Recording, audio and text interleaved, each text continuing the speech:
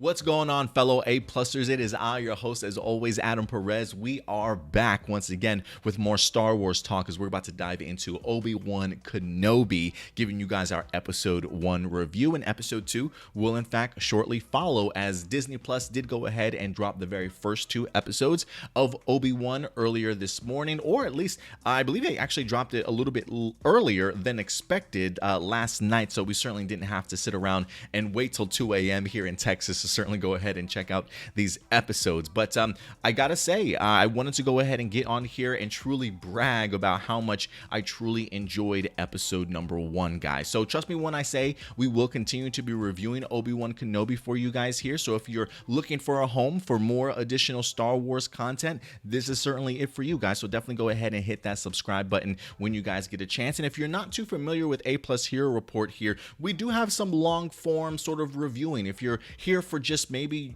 a 4 or 5 minutes kind of video, this really isn't probably for you. We really like to dive deep in regards to every crevice and corner when it comes to this particular series. But remember, guys, at the end of the day, these are just simply my A+ opinions. I always want to know yours, though. What did you guys think about episode number 1? Let your thoughts be known in the live chat or the comment section box below after this video airs. So let's go ahead and dive into it. And I really just want to start off and give major props to good old Deborah Chow, who is in fact directing this entire series. This series truly is hers, even though it is in fact written by Joby Harold along with a couple of other writers in here as well. Visually, tonally, this is definitely all Deborah Chow, and I gotta say, first impressions, incredible episode number 1. I mean, from some of the directorial choices in regards to how certain shots are filmed, some amazing cinematography and shot selections to really draw out your emotions, give you goosebumps, and really take you on this emotional journey. I think Deborah Chow is going to showcase just how much of a star and a force she is in this universe, and it would not surprise me if after this, if Deborah Chow does land herself another series or even a movie at some particular point in time. So we'll wait and see how the remainder of this series certainly goes, but from the first 2 episodes, an incredible impression. And honestly, two things in particular, and I'm sure there's probably more in this episode that jumped out at me, but 2 great shots that I absolutely loved. The very end sequence when we see Obi-Wan Kenobi about to go ahead and board the freighter to leave Tatooine. I love the shot of just the close-up of the lightsaber as he moves his cloak to the side, and we see Obi-Wan finally making the determination to go on this journey. I love the shot, honestly, to really feel the emotions in the sense of Obi-Wan getting off this planet and jumping into something that he personally feels that he's certainly not ready for. So I thought that was a great shot. And then just opening this episode with Order 66 and thrusting us sort of back into the Jedi Temple and the great Clone Wars sort of flashback really set the tone, honestly. Like, just seeing the clone troopers come through the entranceway and then the constant sort of static shock that we get, or just that standard shot of following the younglings as the Jedi tries to certainly save them, from the battle in the hallway as the cameraman sort of tracks the Jedi as she's protecting the younglings from one hallway into the next sort of thing.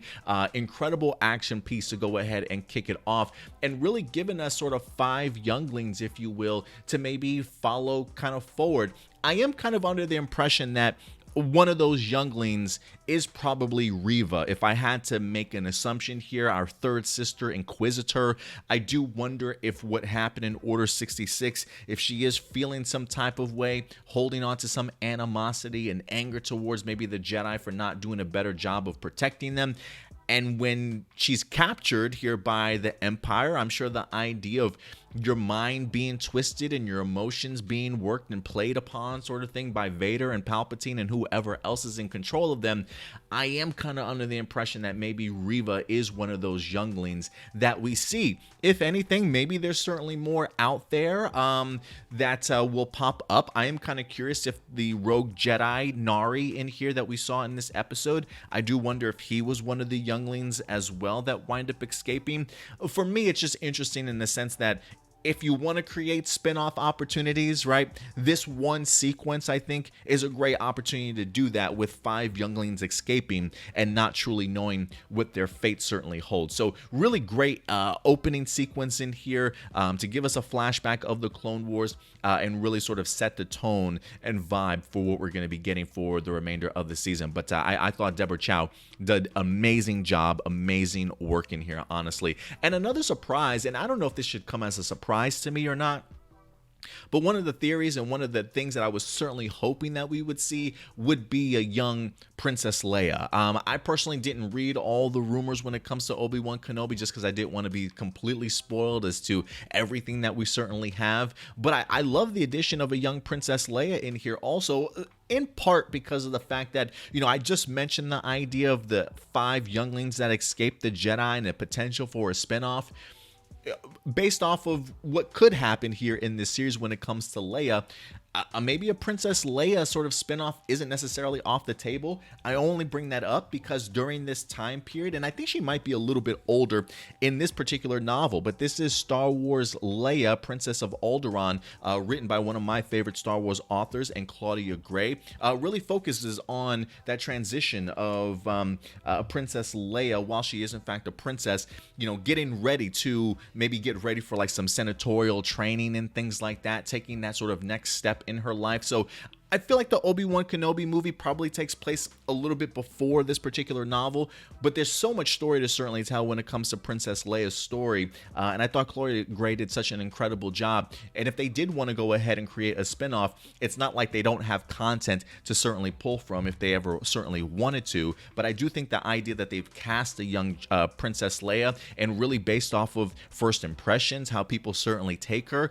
maybe it will certainly lead to more, because I do think that Leia can certainly be attached to plenty of stories in between that Revenge of the Sith and A New Hope storyline. So we'll see the type of impressions that she winds up leaving, but personality-wise, I really enjoy her. She feels very much like the classic Carrie Fisher Princess Leia, just much younger. I mean, you can kind of definitely see personality traits within her. I love just the moments of her struggling with the idea of maybe not necessarily being an Organa, or not necessarily feeling right in the position that she's holding, and getting those life lessons from her mom and dad. The fact that we got a returning Jimmy Smits in here as Bail Organa once again. I do wonder if his wife, the mother of Leia, if she's the same actress that we wind up seeing in Return of the Jedi at the very end, when they wind up getting Leia brought to them, or not. That I certainly didn't pay attention to, but I really did love getting an opportunity to see both of the parents bouncing off of somebody like a Princess Leia, trying to give her some lessons in life to certainly learn. But when you've got somebody like the personality of Leia, that's certainly a lot harder than it certainly seems. She seems to certainly be an adventurer herself, possibly getting that from both of her parents also. So I thought it was a really great addition in here. Princess Leia getting an opportunity to see her kidnapped, and really giving Bail Organa a reason to reach out to Obi-Wan and thrust him sort of back into this situation in which he's certainly not ready for. And this definitely brings me to the Obi-Wan of this series, man. Can I just continue to praise Ewan McGregor? He was just one of the best things out of the prequel series for me personally, and to be able to see him come back and play this character is absolutely amazing. And for me, he's one of my favorite characters when it comes to the Star Wars universe, and so when I watch this episode, it is a reason for why it's my most anticipated one, but also just to kind of see the levels of grief, despair, that Obi-Wan has certainly been through over the past 10 years, right? Like, this definitely feels like a character that's grown, or maybe regressed, if you will, over the past 10 years, in the sense of, it doesn't feel like he's connected to the Force that much anymore. You know, the idea of him going into the cave, trying to reach out to his master, or at least throwing out Qui-Gon's name and not getting any answer back. It does make me wonder how much has he been studying his time since we've last seen him, or has he not at all? Has he just been that in his own grief and failure that he's kind of closed himself off and hasn't really learned or made that attachment as of yet? There was a part of me that was really hoping that we would see Liam Neeson in here. Do I think that we certainly still have more time? Absolutely. But I do wonder if we don't see him, it could be truly attributed to the point of we just haven't gotten to that point in Obi-Wan's life yet where he has sort of maybe opened himself back up to the Force. Again, I don't know if he's cut himself off or not, but considering that just how much he's truly hidden himself, that definitely makes one certainly wonder. And I do have to say this, for me, there are a lot of great parallels that we see in here from Obi-Wan Kenobi in this time period to Luke Skywalker in The Last Jedi. While Obi-Wan Kenobi doesn't say something as bold as it's time for the Jedi to die, the idea of the Jedi ending is certainly something that he is very aware of, right? He says the time of the Jedi is over. And I'm pretty sure there are plenty of times he's contemplated the idea of going back out there and helping people, right? Similar to how I'm pretty sure Luke Skywalker thought of it as well, but something always held him back, that failure, that grief, that doubt in oneself. And it's interesting to kind of see the idea of Luke going on, becoming a hermit and putting himself away from everybody. And we're kind of seeing very much the same thing when it comes to Obi-Wan, simply because of the fact that he's definitely being hunted and he's got a lot of failure and grief that he's certainly dealing with. And I thought they did a really great job in this series, at least in episode 1, of really pointing that out. And it's one of those things too, when it comes to why I love Ewan McGregor so much, just his facial expressions alone. I mean, I feel like he wears his emotions on his face so incredibly well that you can really see the discomfort and the uncertainty that he has in himself. Two great moments in this episode that I thought really showcased that, when he does bump into the rogue Jedi Nari in the desert, and him trying to completely play dumb for a while, like, you've got the wrong person. I'm not Obi-Wan. My name is Ben at this point, right? True, despite the fact that he's got a Jedi who's pleading for his help and really wants his help, that reluctancy at first, and just the idea of telling him to run and get away, very much not necessarily the same Jedi that we once knew and loved from the prequels. And again, it's just an eerie, familiar scene of Rey trying to reach out to Luke Skywalker and get him back into the fold, and him not being that accepting as well, right? Like, there is a part of me that wonders, will people accept the Last Jedi movie a little bit better when they start seeing some of the eerie parallels that their favorite in Obi-Wan kind of went through? I mean, who knows? Maybe you guys don't see it the same way. Maybe you kind of see what Luke and Obi-Wan are experiencing in two different lights. I would like to know your guys' opinion in regards to that, but I did find it interesting to kind of see Ewan portray Obi-Wan this way, in a progression of the character that certainly makes sense to me. One that's hard for me to certainly swallow, right? But based off of the time period that we're in, it makes absolutely perfect sense for Obi-Wan to be in this position. And the fact that we get Bail Organa pleading for him twice to go ahead and save his daughter, and Obi-Wan really continuing to be reluctant. Like, I'm not the same guy that you knew, right? Like, I wonder, can you handle a lightsaber the way that you certainly did before, right? How much have you aged and taken a step back from this? So the one thing that I will say is that there is a weight to this series, a burden to this series, that I feel anytime an Obi-Wan Kenobi scene certainly pops up. Despite that we know where the future is leading, I do think that this series is going to do an amazing job in really connecting those pieces and really further giving us a better mindset as to where Obi-Wan Kenobi is at during this particular time period that we're certainly seeing him in. So yeah, the doubt in himself is overwhelming, and you can clearly see the struggle with the conflict of putting himself sort of back out there and just being very, very reluctant. I mean, even the scene that we got to see between him and Lars, right? Owen Lars. Shout out to Joel Edgerton for certainly coming back and having a fantastic sequence in here of really trying to keep Obi-Wan away, but you clearly see that Obi-Wan has bigger plans for Luke, that he is there to, with the mentality of protecting him while he's certainly keeping his distance, it's that it is fascinating to kind of see that maybe that sense of adventure that Luke winds up getting maybe isn't something that's just born to him personality wise from his father Anakin, but maybe the influences, the subtle influences of Obi-Wan over the years, of giving him gifts, highlighting a bigger world out there, right? Giving him a spaceship, the idea of letting him maybe be fascinated at becoming a pilot and leaving the planet one day.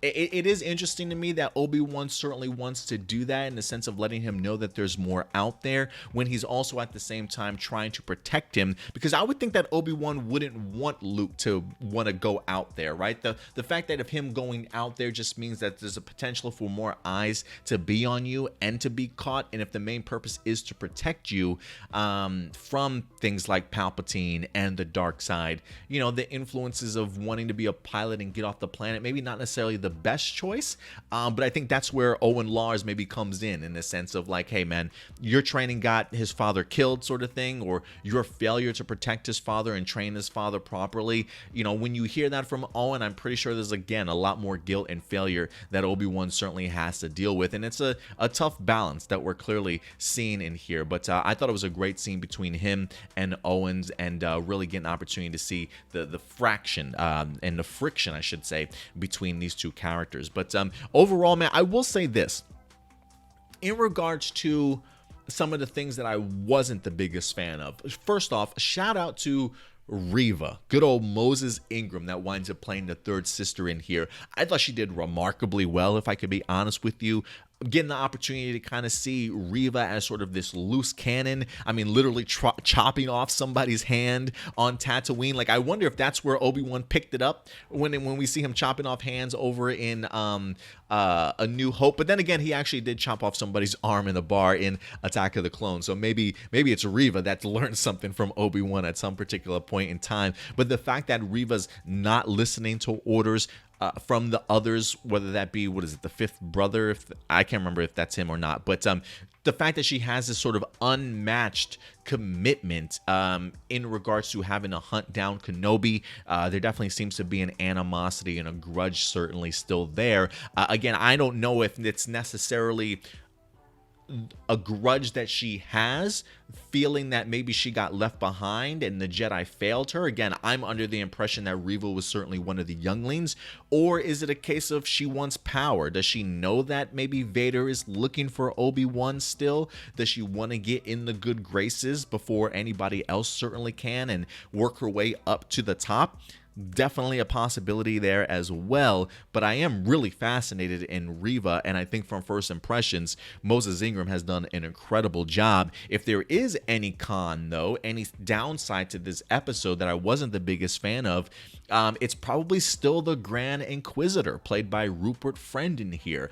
I don't know if it's the costume design. I actually didn't even really care for his performance as the Grand Inquisitor, maybe because of the fact that I have Star Wars Rebels in my head so much, and I believe from some of the interviews that I've said, even though Rupert Friend has watched Star Wars Rebels, I do believe he has in fact tried to at least make the Grand Inquisitor something of his own character, his own style, and I don't know if it necessarily comes across really well, for me at least, on camera. There's a big part of me that thinks to myself, man, I really would love to have Jason Isaacs back, who did the voice for the Grand Inquisitor, and not just a great voice actor, but a great actor himself. This is the same guy that played Malfoy from Harry Potter in the movies and some other great films, to certainly say the least. So, you know, Jason Isaac is certainly no slouch. I think if he could deal with the prosthetic and the time that it takes to go ahead and put up the makeup, I don't see why they certainly did not bring him back to play the Grand Inquisitor, because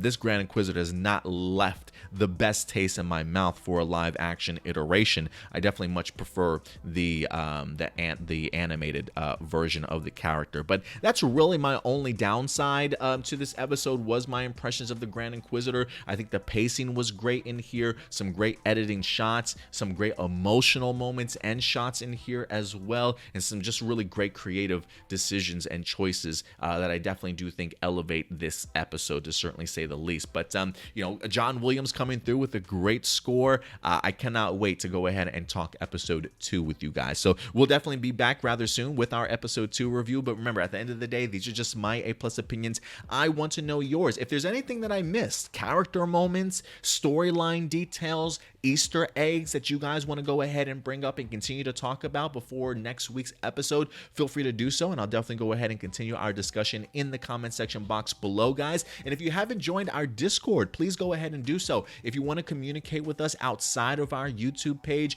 Discord is a fantastic spot for you to go ahead and check out. There is a link in the description box below. Think of it as a forum community where we can certainly talk more Star Wars if you'd like, along with a plethora certainly of other topics. But other than that, guys, we'll certainly be back. Do me a big favor, hit that like button, hit that subscribe button if you continue to like our content, and if anything, we'll certainly see you next time. But in the meantime, do us a big favor, take care of yourselves, take care of each other, and keep it A+.